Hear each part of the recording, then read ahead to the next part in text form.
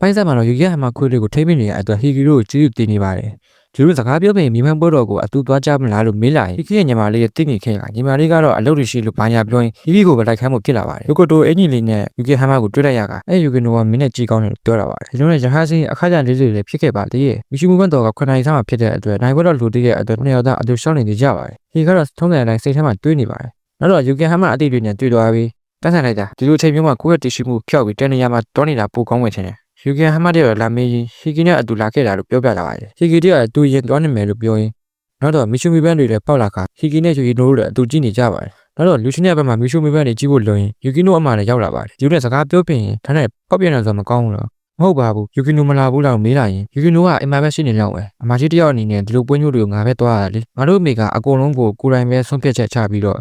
ငါတို့ကိုနားခံအောင်လုပ်တတ်တယ်ဒီလိုနဲ့စကားပြောပြရင်မီရှူမီဘန်ပွဲလည်းပြီးသွားခဲ့ကယူကီနိုအမှလည်းပြန်ဖို့လုပ်ရင်ဟီဂီတယောက်ဝင်တိုက်မိခဲ့တဲ့ကားကယူကီနိုတို့ရဲ့ကာမန်တီးသွားပါတယ်ယူကီနိုရဲ့အမမဖောက်တာသူကဒီတန်းလိုက်စီးလာတာလေသူဘာမှလုပ်တာမဟုတ်ဘူးအဲ့လိုဆိုရင်အဆင်ပြေတာဟုတ်တာပေါ့မတော်တဆမှုပဲသူနဲ့မှမဆိုင်တာပြီးတော့အဲ့ဒါအတိတ်ကကိစ္စပဲအတိတ်ကကိစ္စတွေကိုပြန်မတွေးတာကကျွန်တော်အထုံးဆန်ပဲလေကိစ္စတွေတွေကအစားပြန်တွေးလိုက်ရှင်ကျွန်တော်ရဲ့ဘွားကဘယ်ပြောဖို့ကောင်းတော့မလဲဒီလိုနဲ့အိမ်ပြန်သွားကြပါတယ်နင့်ကိုရောပြောခဲ့လားဒါမှမဟုတ်ပြောလို့မရတဲ့ကိစ္စတွေတော့ရှိတယ်ချင်းတယ်မသိသလိုနေတဲ့အရာပါတယ်ယူကီနိုမသိစေချင်တဲ့ကိစ္စကိုငါတို့ကမသိသလိုပဲနေလို့ရတယ်လေတကယ်လို့ယူကီနိုမှာပြက်လာဖြစ်လာရင်ဟီဂီကိုကိုပေးစေချင်တယ်ဒီလိုနဲ့ဘာညာပြောရင်ဟီဂီကိုယူကီနိုကပြင်ပြောရမယ့်အချိန်မှာပဲအိမ်ကနေပုံလာခဲ့ပါတယ်ယူကီဟမ်မာတယောက်တည်းပြောလိုက်ရပဲစစ်သွားပါတယ်ဒီလိုနဲ့ပဲကြောင်းနဲ့ပြန်ဝင်လာခါဟီဂီတယောက်ယူကီနိုနဲ့ပြန်တွေ့ခဲ့ပါတယ်နောက်တော့မှပြန်တွေ့ကြအောင်အားလုံး拜拜အပိုင်းစားမှာတော့ဟီဂီတယောက်ကော်မတီဝင်ဖြစ်သွားပြီးအတန်းထဲမှာအလုပ်များတဲ့ကော်မတီဝင်ကိုအလုပ်ကိုဘယ်သူမှမလုပ်ချင်ကြလို့ပါနောက်ထပ်ကော်မတီဝင်ဖြစ်ချင်တဲ့မင်းကလေးဘယ်သူများလုပ်ချင်လဲလို့မေးလာရင်ပွဲတော်မှာတွေ့ခဲ့တဲ့ဆမ်မစ်ဆိုတဲ့ကောင်မလေးလည်းကော်မတီဝင်ဖြစ်လာပါတယ်ဒီလိုနဲ့ဟီဂီတယောက်ရိုးရပွဲတော်ဆောင်ရွက်ရေးကော်မတီထဲပါသွားခဲ့ပါတယ်ယူကီနိုကိုလည်းဟီဂီတယောက်တွေ့လိုက်ရပါသေးတယ်ကော်မတီဝင်အားလုံးရောက်ရှိလာခဲ့ခါနောက်ထပ်ကော်မတီဝင်ဥက္ကဋ္ဌဘယ်လိုလုပ်မလဲလို့မေးလာပါတယ်အကုန်လုံးကတိတ်ဆိတ်နေခါယူကီနိုကိုတွေ့လိုက်ရခါယူရှင်လိုဆန်ရဲ့ညီမလေးမလားဟာဆန်လည်းကော်မတီဝင်လုပ်ခဲ့ပူးတယ်ဘယ်လိုလဲ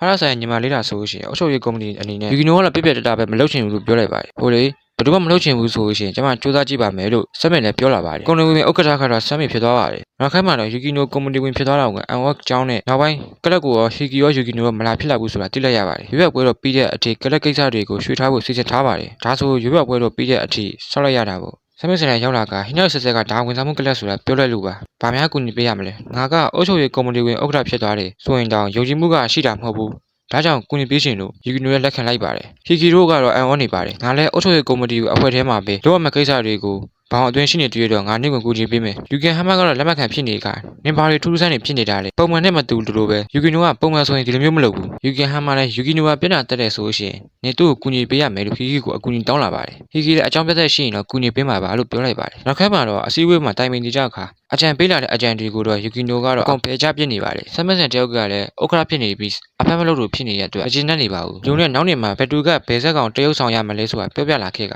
ဟီကတော့အုပ်ချုပ်ရေးကော်မတီဝင်ပဲလုပ်ရမှာပါအဲ့လိုနဲ့ပြဆက်ကအချိန်ယူရမှာပဲဒါမှလည်းလောက်ရဖို့ဖြစ်လာခဲ့ကခေါ်စားကိတ်ကိုလည်းနေ့ရက်ဟူစားပုံကပြင်ဆင်တက်တာပဲအဲ့ဒါကြောင့်အဝတ်ချုပ်တဲ့သူလောက်ရမယ်လို့ပြောလာပါတယ်ထိုဆိုကားတော်မင်းသမီးပေါ့နောက်ခန်းမှာတော့ကော်မတီဝင်အဖွဲ့မှာယူကီနိုအမရောက်နေခဲ့ကလောဝဝမ်းကိုပေးဖို့ရောက်လာတာပါဆမ်မစ်လည်းရောက်လာခါယူကီနိုအမလည်းလောဝဝအဖွဲ့ထဲမှာပါချင်တာယူကီနိုကမပါခိုင်းဘူးဖြစ်နေတယ်လို့ဆမ်မစ်ကိုပြောပြလာခဲ့ကဆမ်မစ်ကလည်းယူကီနိုအစာရဲ့မကျင်တဲ့အတွက်ခွင့်ပြုလိုက်ပါတယ်ဟီဂီကိုလည်းယူကီနိုအမကနှုတ်ဆက်လာခဲ့က